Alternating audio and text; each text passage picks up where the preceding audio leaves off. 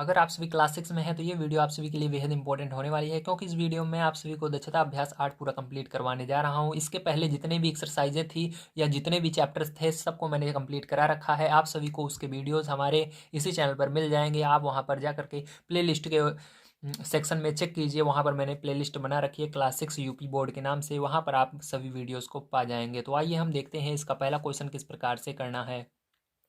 तो प्यारे बच्चों, यहाँ पर पहला क्वेश्चन आप सभी को दिया गया है, यदि साइकिल के पहिए में 36 सममित तीलियां हो तो दो असन्न तीलियों के बीच का कोण ज्ञात कीजिए। तो यहाँ पर बच्चों को एक सबसे बड़ी कन्फ्यूजन ये होती है कि किस तरह से इसके अंदर हमको कोण निकाला जाता है।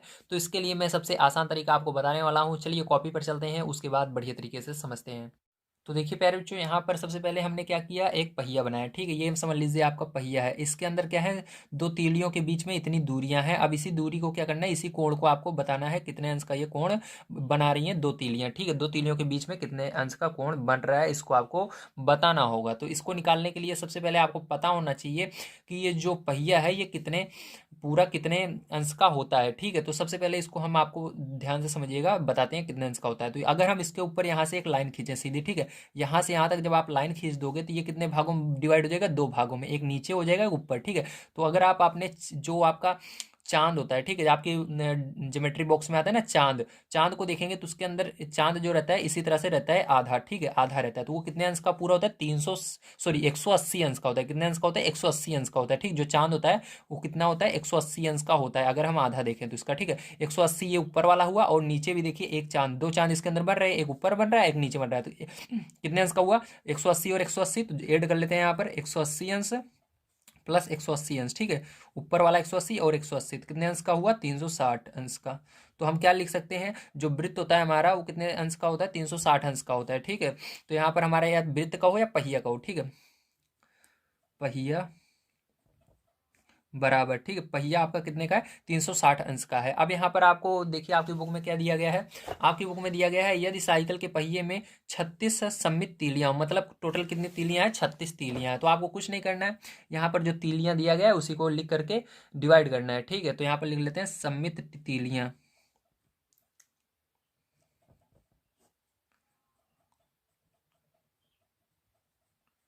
ठीक है, सममित तीलियां आपकी कितनी है, सममित तीलियां आपको 36 दी गई हैं। अब क्या करना है, आपको इसे 36 से डिवाइड कर देना है इसके अंदर 360 में। जब आप 360 से 36 में डिवाइड कर दोगे, ठीक, तो आपका क्या निकल कर आ जाएगा, कोण निकल कर आ जाएगा जो आपसे पूछा जा रहा है। तो इसको भाग दोगे तो 36 से ये 36 डिवाइड हो जाएगा। ठीक है, 36 के पहाड़े में 360 कितनी बार में आएगा, 10 बार में आएगा। कितनी बार में, 10 बार में। तो इसके ऊपर अंश लगा हुआ है तो यहाँ पर भी अंश लगाना होगा। तो कोण बराबर कितना हो जाएगा आपका, 10 अंश का। कितने अंश का होगा, 10 अंश का होगा। ठीक, समझ में आ गया आपको, वेरी गुड। चलिए इसके बाद हम देखते हैं इसका सेकंड नंबर का क्वेश्चन किस तरह से करना है।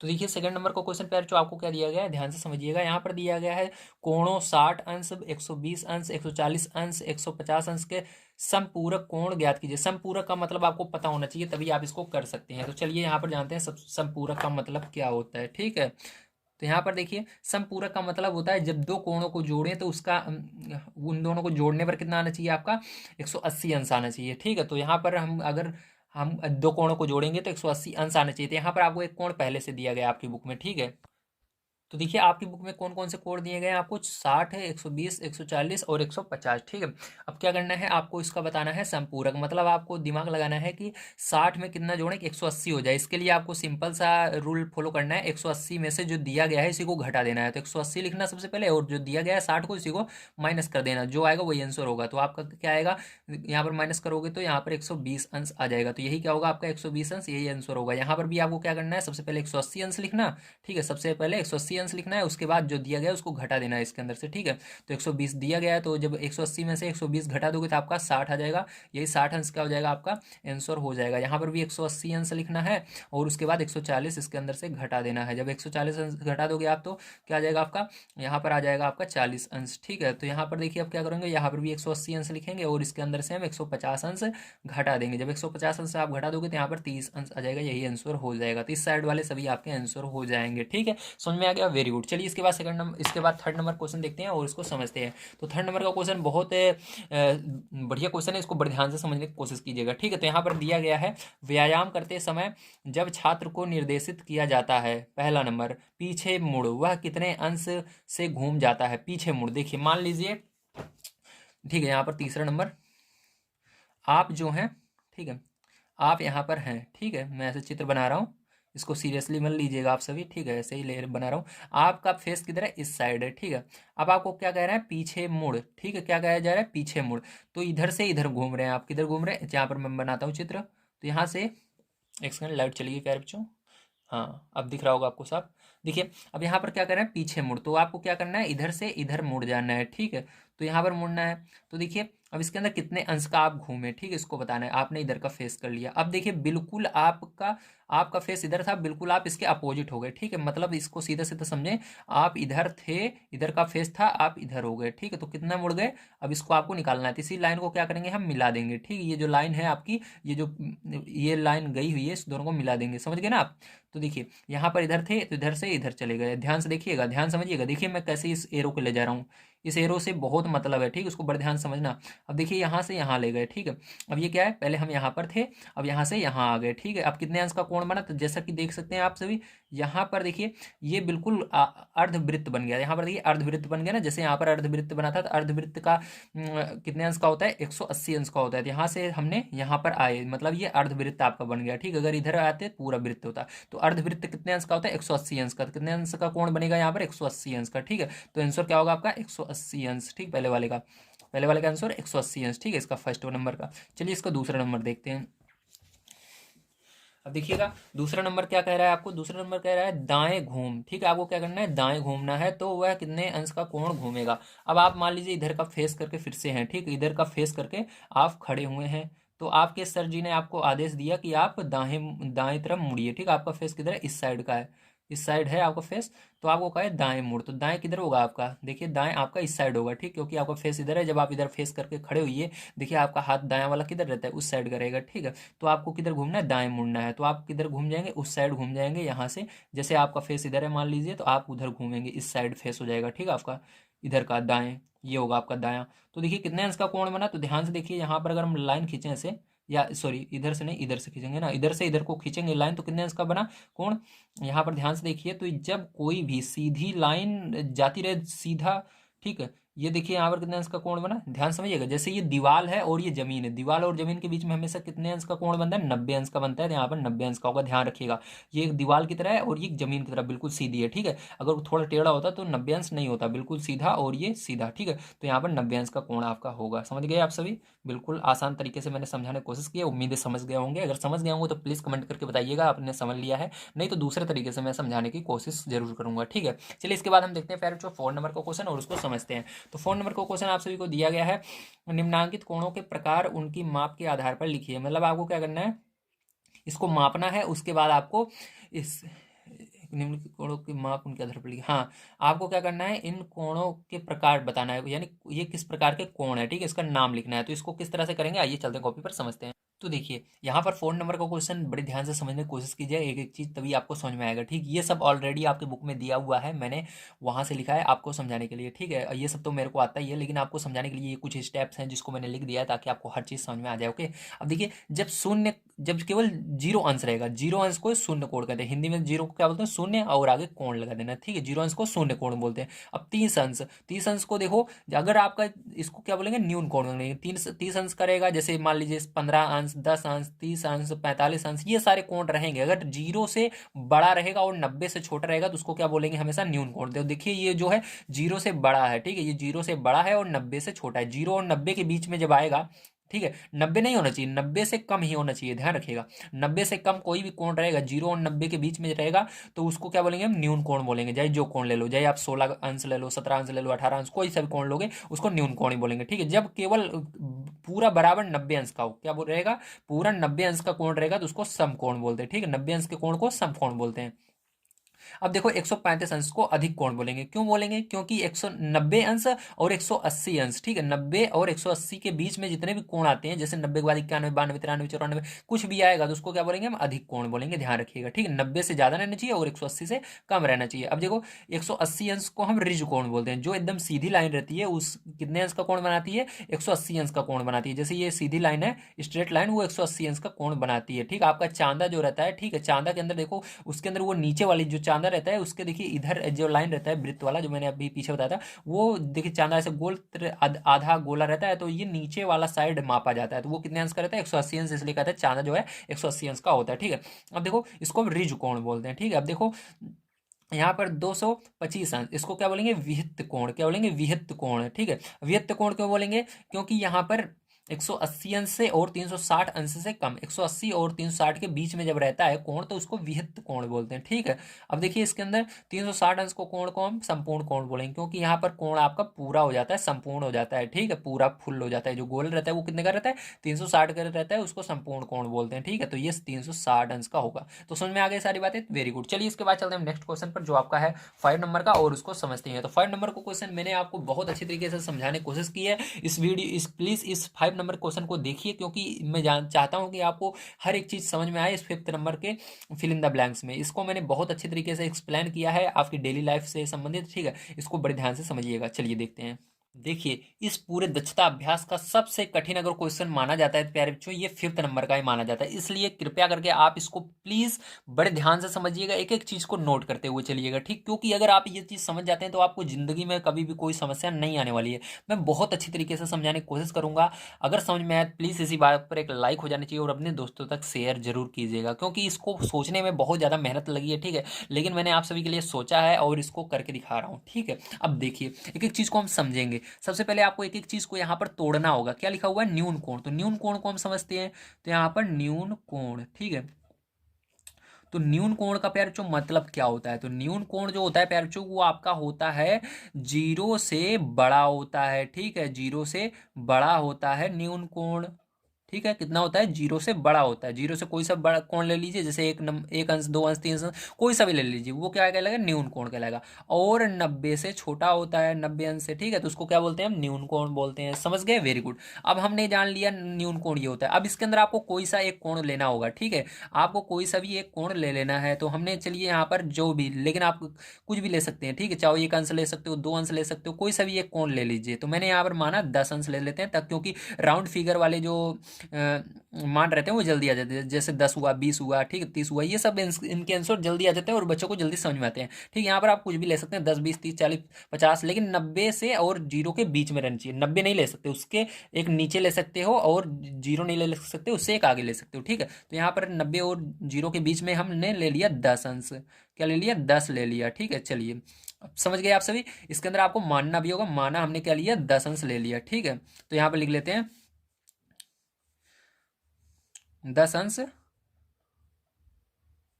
कोण लिया, ठीक है। तो हमने क्या किया? 10 अंश कोण ले लिया, ठीक है।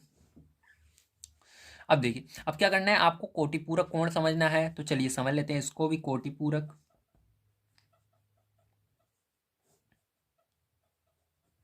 तो फिर जो कोटिपूरक कोण का मतलब है जब दो कोणों को जोड़ा जाए, क्या किया जाए? जब दो कोणों को जोड़ा जाए तो हमारा कितना आना चाहिए? 90 अंश आना चाहिए, ठीक है। तो लिख लेते हैं इसको, दो कोणों का योग। अब देखिए दो कोणों को जोड़ने पर 90 अंश होना चाहिए, इससे ना ज्यादा होना चाहिए ना कम होना चाहिए, ठीक है, 90 अंश होना चाहिए। तो हमने यहाँ पर क्या लिया?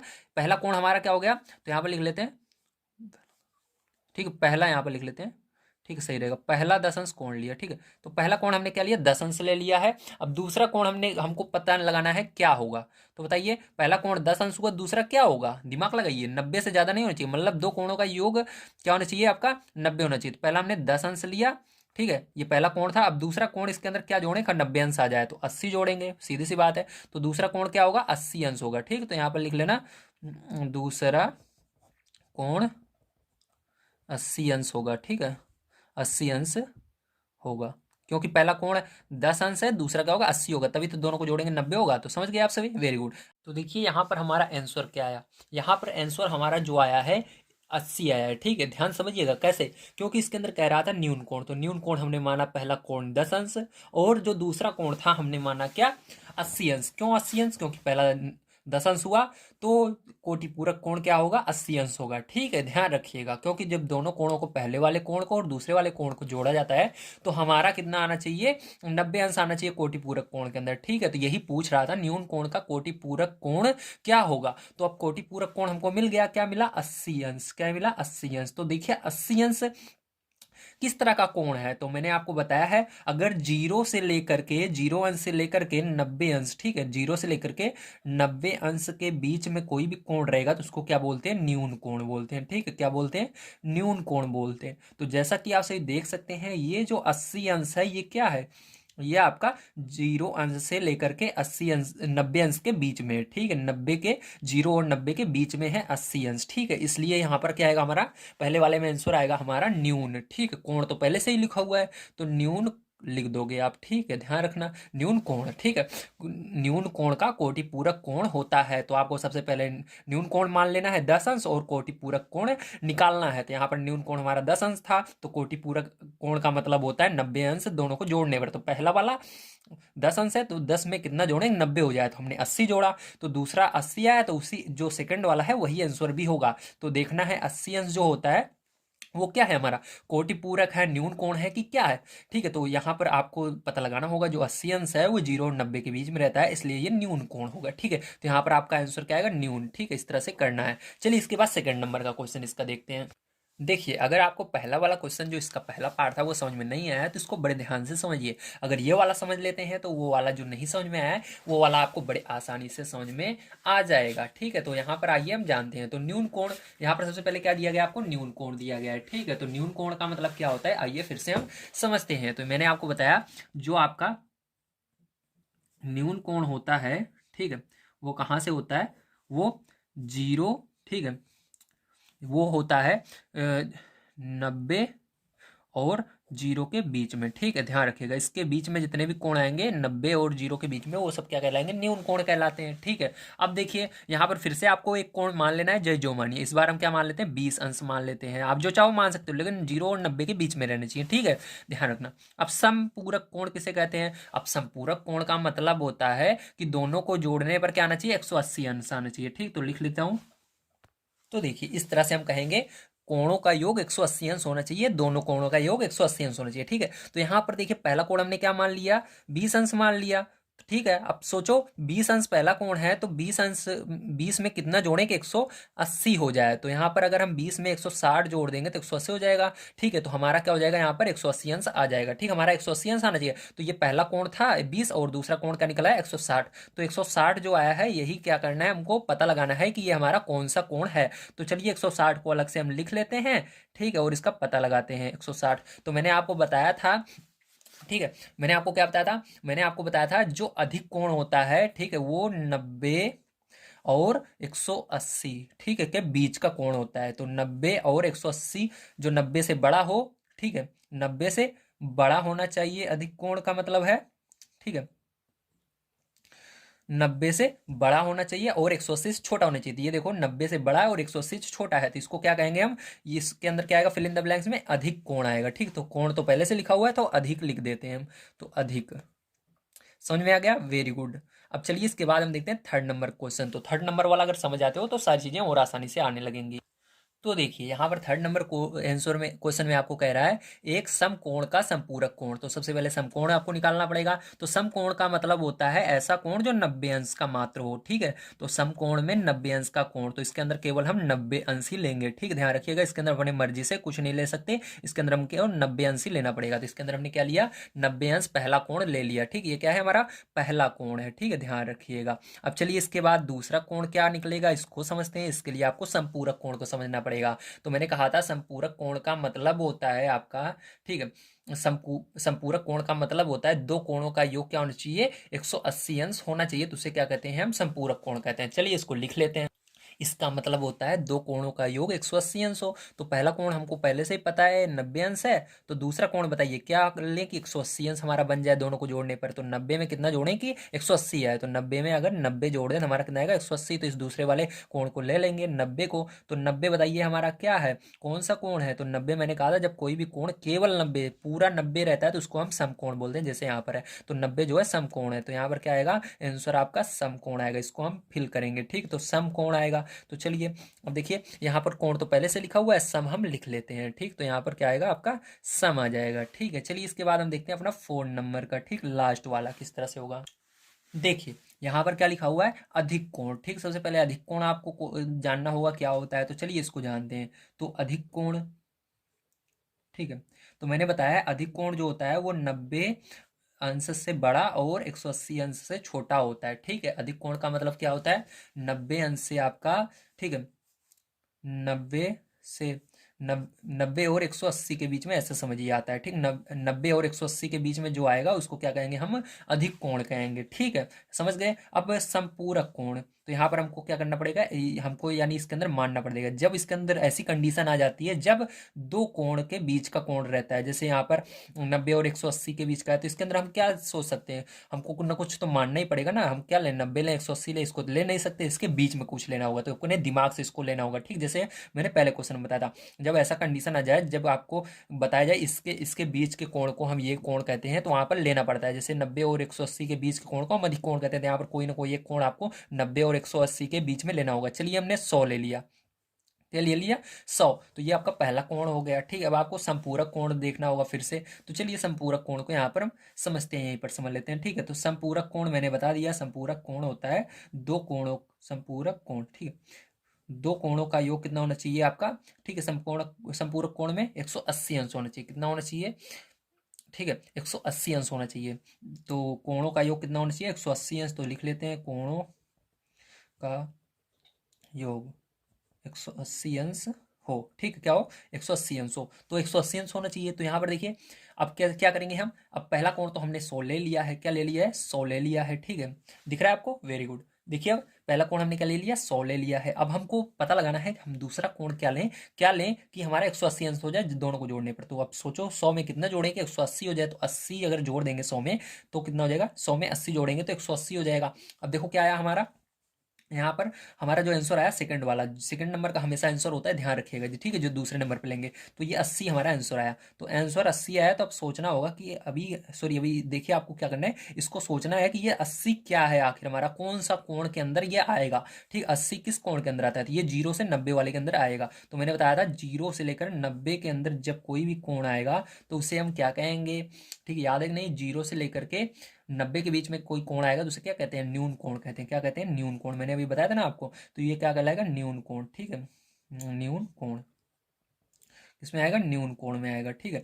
90 से 190, 0 से 90 के बीच में कोई जो कोण रहेंगे, ठीक है, 90 से 0 कह दो या 0 से 90 कह दो, जो कोण रहेंगे उसको क्या कहते हैं, न्यून कोण। तो यहाँ पर आंसर क्या आएगा, न्यून, ठीक है, क्योंकि यहाँ पर कोण पहले से लिखा हुआ है तो न्यून यहाँ पर लिख लेते हैं, ठीक। तो ये आंसर हो जाएगा, समझ में आ गया आपको, वेरी गुड। चलिए इसके बाद हम चलते हैं अपने अगले क्वेश्चन पर 6 नंबर के, और इसको समझते हैं। तो 6 नंबर का क्वेश्चन आप सभी को प्यारे बच्चों दिया गया है, निम्नांकित कोणों के कोटिपूरक कोण ज्ञात कीजिए। तो कोटिपूरक कोण किसे कहते हैं, तो मैंने अभी आपको बताया कोटिपूरक कोण किसे कहते हैं। तो आइए कॉपी पर चलते हैं और इसको आप समझते हैं। तो देखिए यहाँ पर हमको क्या करना है, अब इसका कोटिपूरक कोण निकालना है। कोटिपूरक कोण का मतलब होता है दो कोणों को जोड़ने पर 180 अंश बनना चाहिए, सॉरी 90 अंश बनना चाहिए। कितना बनना चाहिए, 90 अंश, ठीक, सॉरी माफ करना, 90 अंश बनना चाहिए। तो अब सोचो कि 30 में, ठीक है, 30 में हम कितना जोड़ दें, 90 बन जाए। तो इसके लिए सिंपल सा है, जितना लाना है उसको लिखो, 90 लाना है, उसमें से ये 30 घटा दो, ठीक, सिंपल सा फॉर्मूला।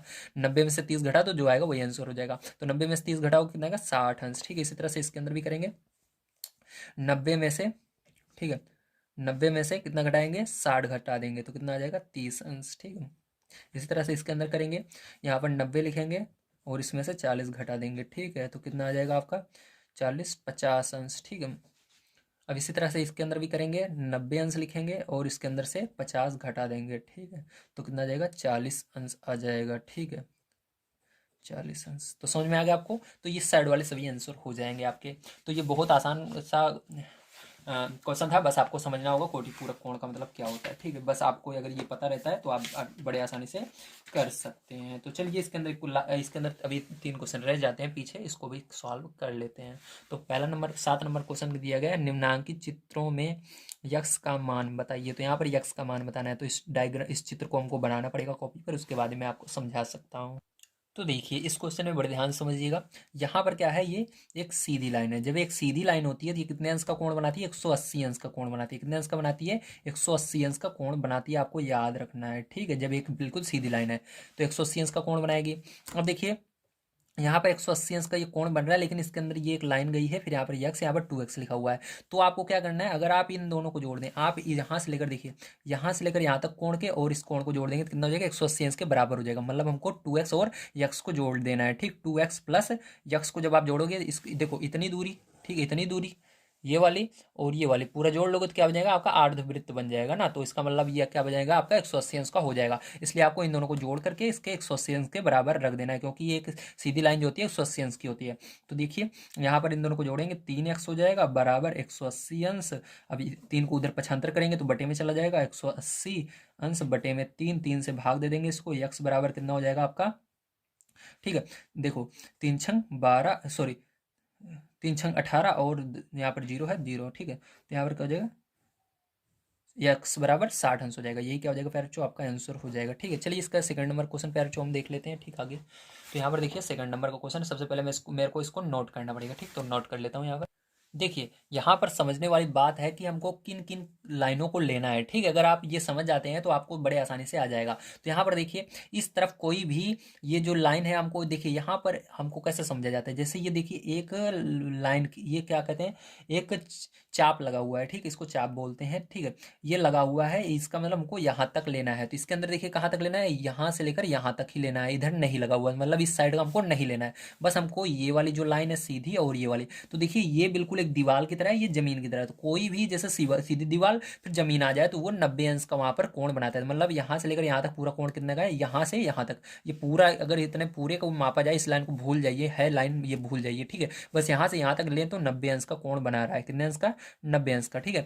अब इसके अंदर क्या चीज़ है, इसके अंदर दो चीज़ें इसको अटका रही हैं 90 अंश का कोण बनाने में। जो चीज़ें अटकाती हैं उसको जोड़ लिया जाता है। तो इसको इसको दोनों को जोड़ देंगे और इस 90 अंश के बराबर कर देंगे, ठीक। अगर इन दोनों को हम हटा दें इस लाइन में तो 90 अंश का कोण बन जाएगा। मतलब हमको इन दोनों को जोड़कर 90 के बराबर करना है, ये सीधा सा फॉर्मूला होता है, ठीक है। जैसे यहाँ पर हमको हमने देखा यहाँ तक लेना है, इसके अंदर चाप यहाँ तक था, तो इस सीधी लाइन थी, तो सीधी लाइन कितने अंश की होती है, 180 अंश की होती है। तो इन दोनों को यहाँ से यहाँ तक आने में कौन सी लाइन रुकावट डाल रही थी, ये वाली, तो इसको हमने हटा दिया, ठीक है। तो यहाँ पर 180 अंश बना, तो हटाने का मतलब है इन दोनों को जोड़कर इसके बराबर कर दीजिए। तो यहाँ पर क्या करेंगे, इन दोनों ये जो लाइन अटका रही है इन दोनों को जोड़कर इसके बराबर करेंगे, तो 30 अंश और यक्स को जोड़ करके इसके बराबर कर देंगे। तब देखो यहाँ पर प्लस में जब रहता है, प्लस माइनस में रहता है, उधर जाता है तो चिन्ह बदलता है। जब जैसे यहाँ पर गुणे में है तो बटे में जाता है, ठीक। तो यहाँ पर प्लस और माइनस में है, सॉरी प्लस में है तो यहाँ पर उधर जाएगा माइनस में हो जाएगा, तो यक्स इधर ही रहेगा, ये उधर जाएगा माइनस में। तो 90 में से 30 घटा देंगे तो कितना हो जाएगा, 60 अंश हो जाएगा, यक्स बराबर, ठीक है। यहाँ पर भी 60 अंश आएगा आपका। चलिए अब देखिए इसका देखते हैं हम थर्ड नंबर का क्वेश्चन। तो देखिए तीसरा नंबर क्वेश्चन जो है, हमको क्या करना है, इसके अंदर एक सीधी लाइन है और देखिए चाप इसके अंदर कहाँ लगा हुआ है, यहाँ से यहाँ तक हमको लेना है। मतलब इस लाइन को भी लेना है, इसको भी। तो सीधी लाइन मैंने बताया था कितने अंश की होती है, 180 अंश की होती है, आपको पता ही है, ठीक है।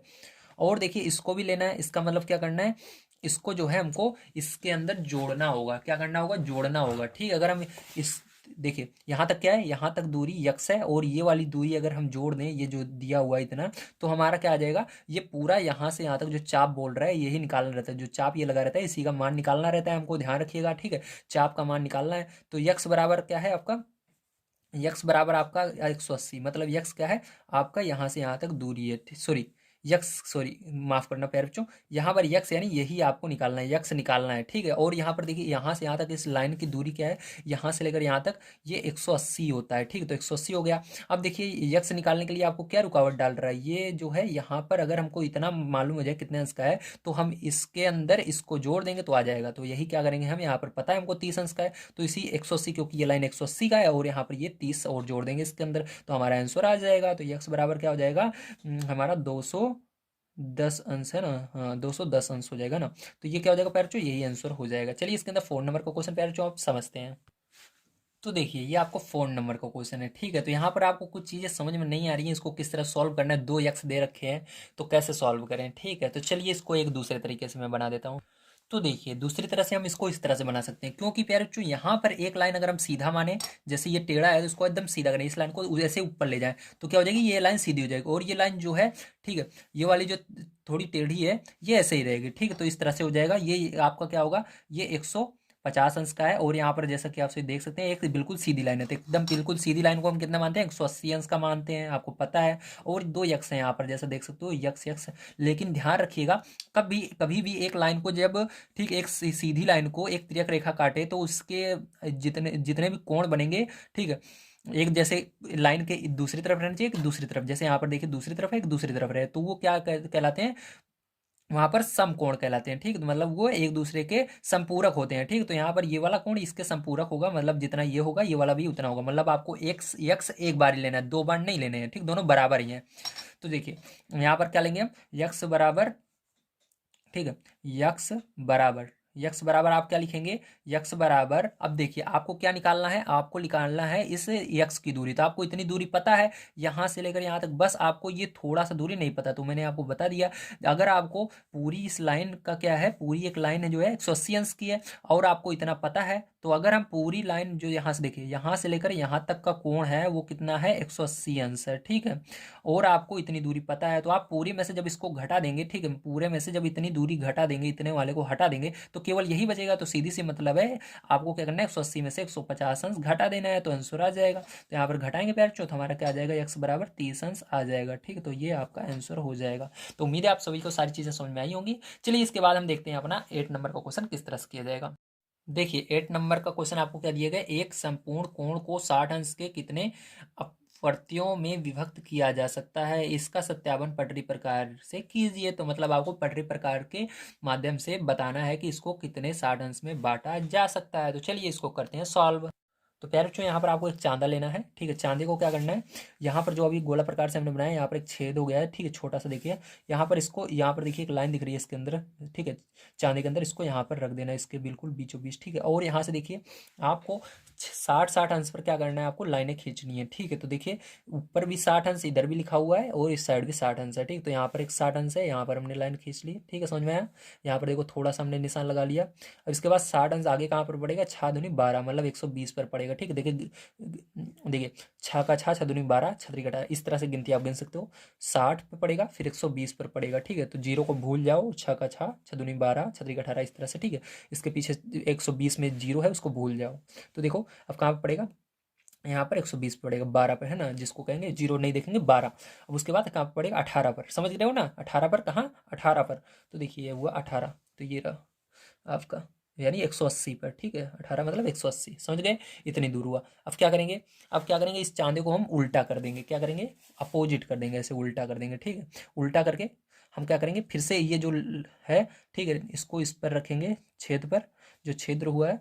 अब उसके बाद फिर से क्या करेंगे हम, 60 अंश पर उसको लगाना शुरू करेंगे, ठीक है। तो ये देखो 180 अंश जहाँ पर आया था, बिल्कुल वहीं पर आपका ये रहना चाहिए, ध्यान रखिएगा, ठीक है। ये वाला जो हमने बिंदु लगाया था यहाँ पर, ये वाला 180 होना चाहिए, इसके सामने ये हो गया, ठीक है। और थोड़ा इधर कर लेते हैं, हाँ अब सही है, ठीक है। अब देखिए अब क्या करेंगे, फिर से हम 60 अंश पर लगाना शुरू करेंगे, ठीक है। तो देखिए यहाँ से 60 अंश आगे देखिए, ये ऊपर वाली लाइन इस बार देखेंगे क्योंकि 180 यहाँ पर है ऊपर वाले में। तो अब देखिए यहाँ पर क्या करेंगे, 60 देखेंगे, देखिए यहाँ पर 10 20 30 50 60, तो 60 यहाँ पर है, ठीक है। तो यहाँ पर लगाते हैं, उसके बाद 120 पर लगाएंगे, ये रहा, और वो रहा ना, हाँ ये हुआ। अब देखिए समझ में आया, यहाँ पर एक अभी और लगेगा, क्यों, क्योंकि अभी देखिए यहाँ पर इस साइड नहीं लगा हुआ, ठीक। उसके लिए क्या करेंगे, ध्यान समझिएगा, देखिए हमने यहाँ पर रखा था तो इधर आया, ठीक है। ये देखिए 60 क्या हुआ यहाँ पर,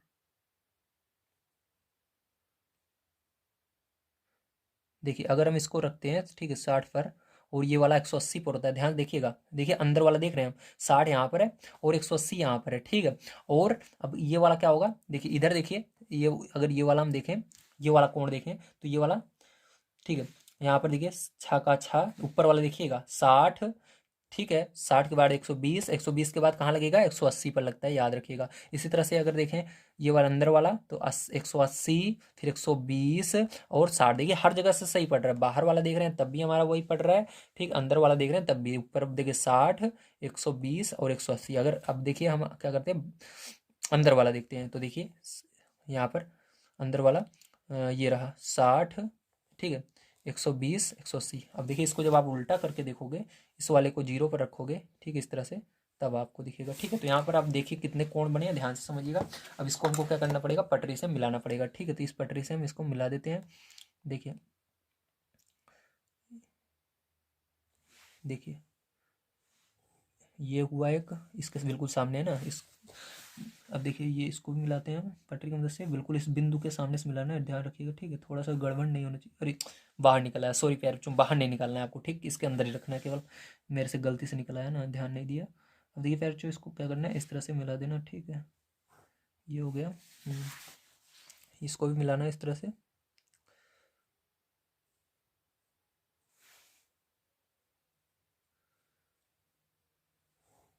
ये हो गया, इसको मिलाना है इस तरह से। ये हो गया, और इस वाले को भी मिलाना है इस तरह से।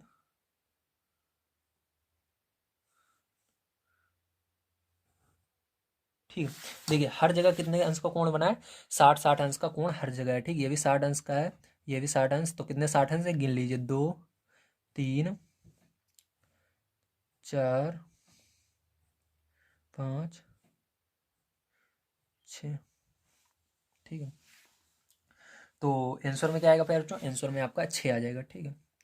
कितने 60 अंश के कोण में ये बढ़ सकता है, 6। तो यहाँ पर लिख देंगे, इसको लाइन को बड़ा मत कीजिएगा आप, 6 आएगा, ठीक है।